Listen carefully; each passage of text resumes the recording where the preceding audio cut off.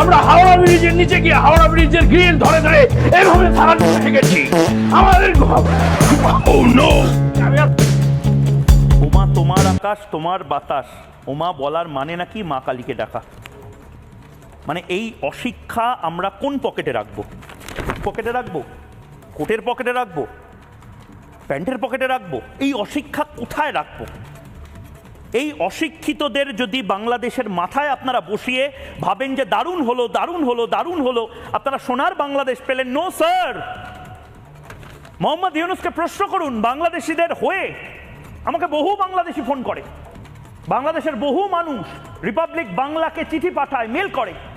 আজ তাদের হয়ে মোহাম্মদ ইউনূসকে, আমি জানি মোহাম্মদ ইউনূসকে এই প্রশ্নগুলো বাংলা আমি আর পাচ্ছি না। আরো পারতে হবে তো। আরে দাদা কি করছেন? আমি পাচ্ছি না। পারতে হবে, আপনাকে আরো স্কিন দিতে হবে। কি বলছেন পারতে হবে?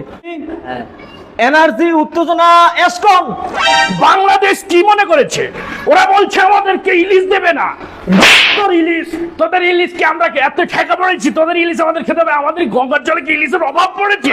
এতদিন তোদের পদ্মার ইলিশ খেয়েছি ভেবেছিলাম। পদ্মা রিলিজ যখন কইবেন তখন উত্তেজনাটা 100% লাগবে, 100%। পদ্মার ইলিশ খেয়েছি বলে মনে হয়েছিস কি তোদের পদ্মার ইলিশ না খেলে আমরা মরে যাবো? আমাদের গঙ্গার জলে কি ইলিশের অভাব পড়েছে?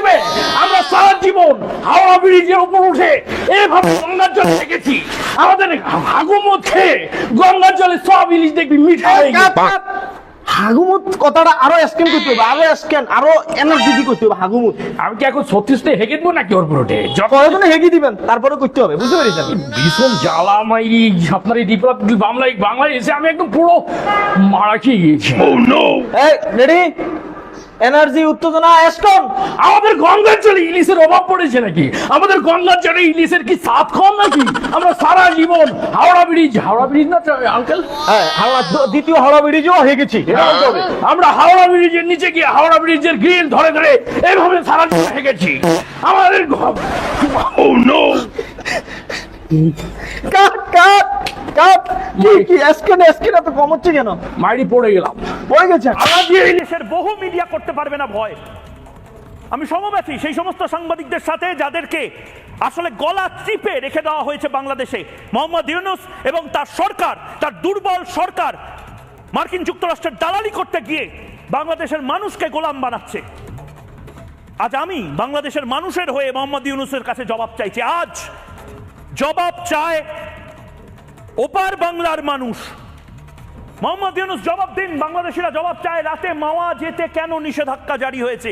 মাওয়া ঘাটে একটা সময় ইলিশ মাছ খেতে উদযাপন করতে সংখ্যালঘু সংখ্যাগুরু সবাই যেত, কেন সেখানকার ট্রাফিক এত কমে গেছে? সেখানের মানুষ কেন এখন যেতে ভয় পাচ্ছে? এবং মাওয়া ঘাট নিয়ে শুধু লাফালাফি করছি। দ্বিতীয় প্রশ্ন, সবচেয়ে বড় প্রশ্ন, সেন্ট মার্টিনসে যেতে কেন লাগবে রেজিস্ট্রেশন? কেন লাগবে? মোহাম্মদ ইউনূস, বাংলাদেশের মানুষ আজকে সিদ্ধান্ত নিক।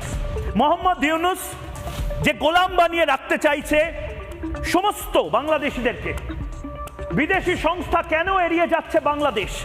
এটা প্রশ্ন করুন। মোহাম্মদ ইউনূস তো বড় বড় লেকচার মেরেছিলেন। মোহাম্মদ ইউনূস তো নোবেল পেয়েছেন।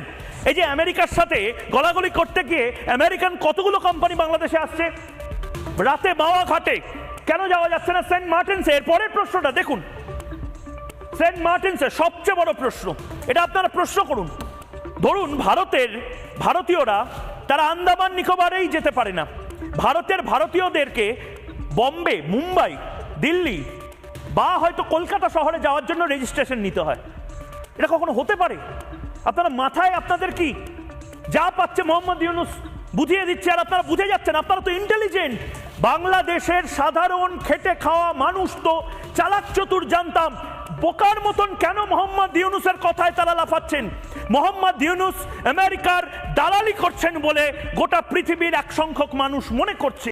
দুঃখের বিষয়, কিছু মানুষ লাগাতার, আমি আবারও বলছি, কলকাতার যারা বুদ্ধিজীবীরা রয়েছেন তাদেরকে আমি এই ছবি দেখাতে চাই। আমি সেই সমস্ত উদারপন্থী মানুষদের দেখাতে চাই যারা শেষ নিঃশ্বাস অবধি বলবেন না না না না না, আমরা হিন্দুত্বের হয়ে, আমরা সনাতনীদের হয়ে লড়ব না। এটা করার মানে নাকি সাম্প্রদায়িক হয়ে যাওয়া? সাম্প্রদায়িকতা কোনটা?